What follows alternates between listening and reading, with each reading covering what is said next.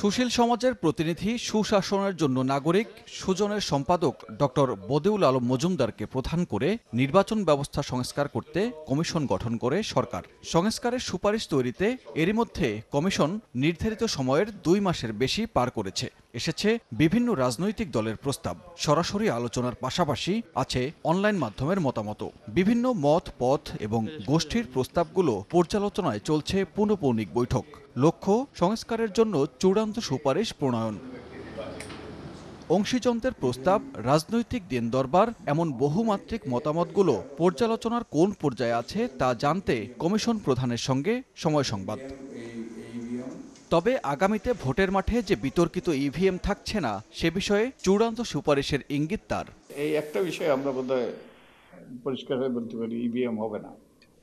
কারণ ইভিএম কারিগরিভাবে ত্রুটিপূর্ণ, ত্রুটিযুক্ত। আর এছাড়াও ইভিএম করতে হলে রাজনৈতিক ঐক্যমত্য লাগবে। দ্বিকক্ষ বিশিষ্ট পার্লামেন্টের ব্যাপারে আমাদের রাজনৈতিক দলগুলোই তো এটা প্রস্তাব করছে, এবং এই ব্যাপারে বোধহয় একটা ব্যাপক জনমত আছে। যেহেতু একটা জনমত আছে, রাজনৈতিক দলগুলো চায়, তো এটার পক্ষে আমরা হয়তো সুপারিশ করব। আমরা এখন নিশ্চিত নই, আমাদের যৌথভাবে আমাদেরকে এই সিদ্ধান্ত নিতে হবে। আমাদের বের করতে হবে সংসদের উচ্চ কিভাবে নির্বাচিত হবে। অর্ধেক পাউডারে দ্বিগুণ উজ্জ্বলতা, নতুন রিন অ্যাডভান্সড অর্ধেক পাউডারে দ্বিগুণ উজ্জ্বলতা।